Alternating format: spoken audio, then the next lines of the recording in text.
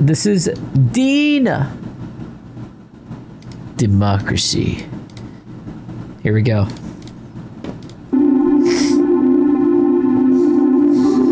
Dude, if I break my mouse, I will be so sad. Don't say that.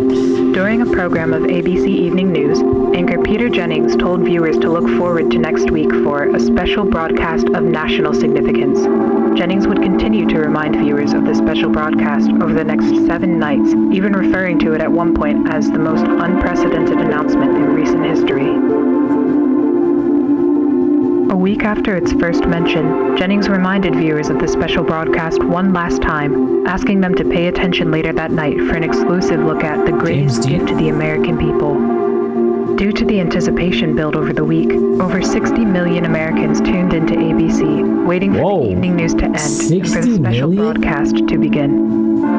There were countless theories as to what would occur, from the announcement of Wait, there were 16 million Americans back then? I thought it was less. Alien life to the declaration of an all-out nuclear war.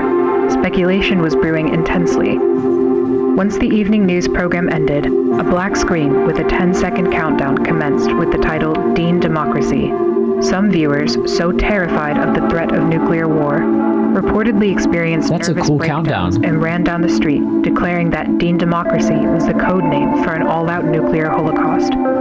Yet once the countdown ended, all fears were soon replaced with tears of joy and an excitement not seen since the end of World War II.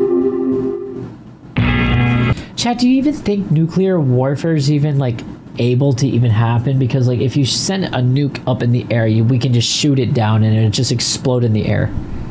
But then radiation, I don't know, man.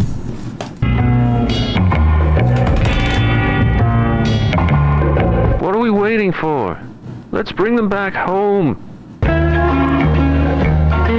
Dean for president. In the seconds following James Dean's presidential announcement, hundreds of thousands of neighborhoods erupted into celebration.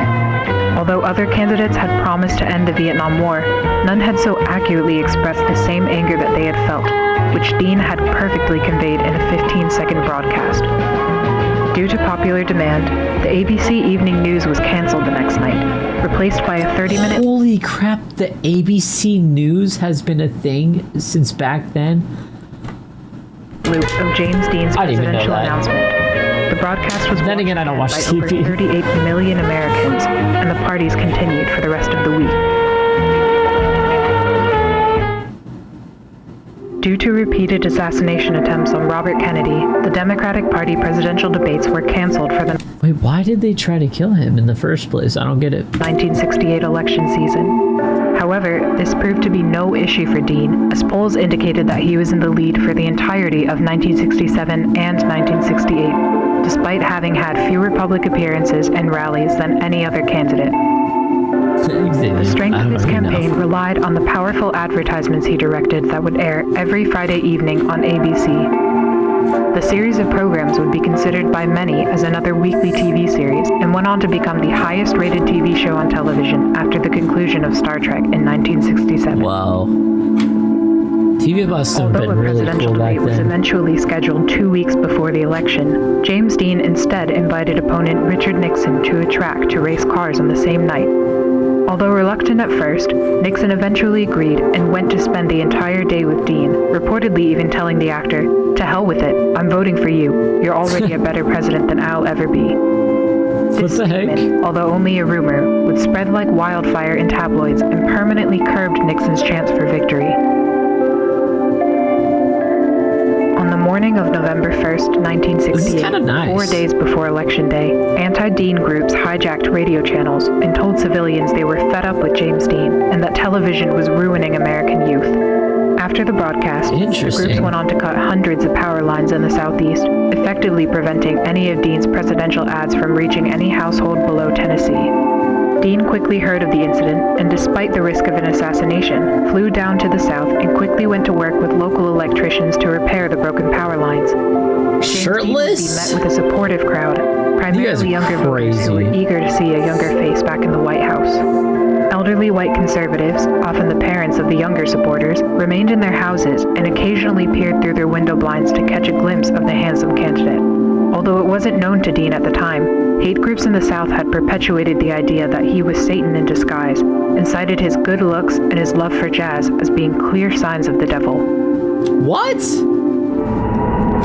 Chat, you can't like jazz. You ever hear the B movie? You like jazz? Wait, what? Again? Cited his good looks and his love for jazz as being clear signs of the devil. Love for jazz? What a joke. What a joke.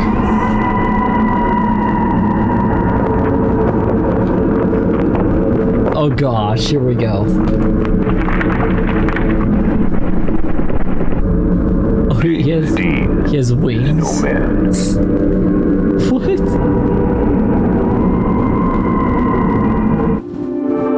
Elderly white conservatives in the Southeast would be the only demographic unfazed by his campaign. Yet Dean continued to travel from state to state, repairing power lines for 4 days straight until the very morning of the election. On November 5th, 1968, James Dean received 75% of the popular vote with 395 electoral votes. Nixon congratulated Dean in a phone call the following morning, but Dean refused to acknowledge the win and instead asked to race cars again at the track.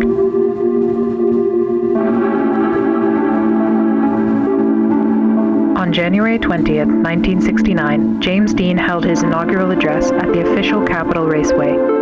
Although presidents in the past had speeches that were typically around 20 minutes, Dean spoke for less than a minute. I have a speech, and it has the flotsam that you people expect to hear. But that's not fair. No, that's not fair at all. I'm here for all of you. It's only fair that you speak for yourselves. My words shouldn't be louder than yours.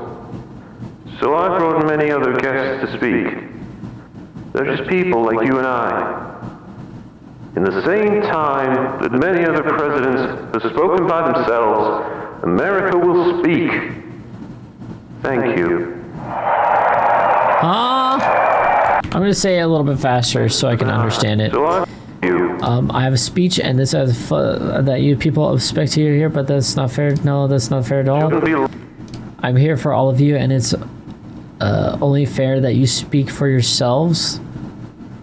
Good one. That is true. That is true. A word shouldn't be louder than yours. So I've brought my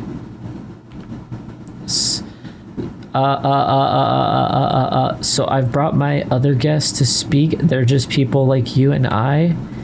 In the same time that many other presidents have spoken by themselves, America will speak. Thank you. Interesting. Civil rights activists and Native American families. Martin Luther King Jr. would also come forward to speak in his first appearance since an attempt on his life 9 months prior.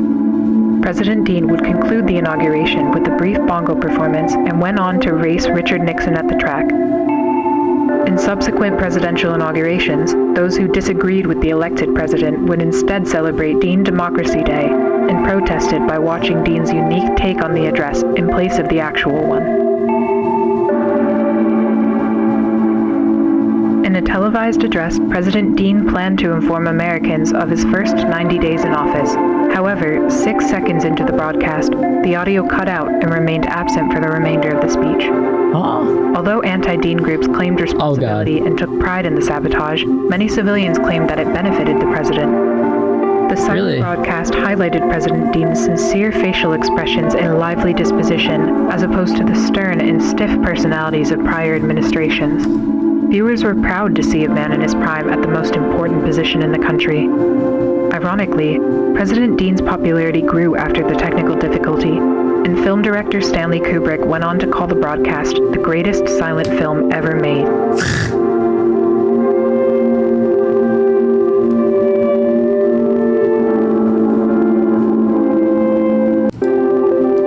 What the heck?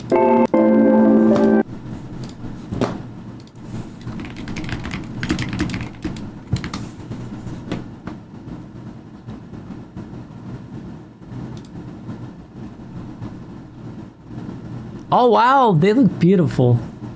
Can you guys see them? Wow, it's all beautiful. Dude, his hair is crazy. Interesting.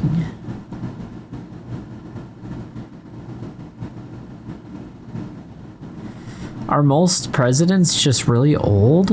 Is it just normal for presidents to be really old?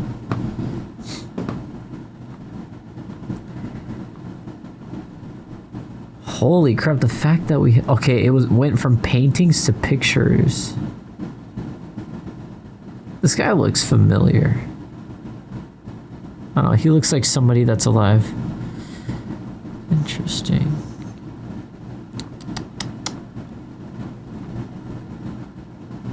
Oh wow, he was president? I thought that was just a historical figure. Okay. 5, 6, 7. Aha. Oh no, it was just Richard Nixon. That's interesting. I've never even heard of this dude. Lyndon B. Johnson? Why have I never heard of that dude? Dwight D. Eisenhower? What the heck? I've never heard of this guy either. What the skibbity? R.I.P. Gerald Ford? I've never heard of that guy either. Jimmy Carter, Ronald Reagan, George H.W. Bush, Bill Clinton, George W. Bush. Again? Wait, that's a different one. Interesting. 2 Bushes? Okay. And then we come back to the... Oh, interesting. They have reds and blues in the middle? What is this yellow? What is this yellow?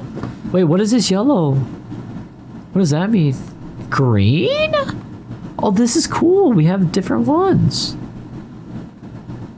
Whoa. Interesting.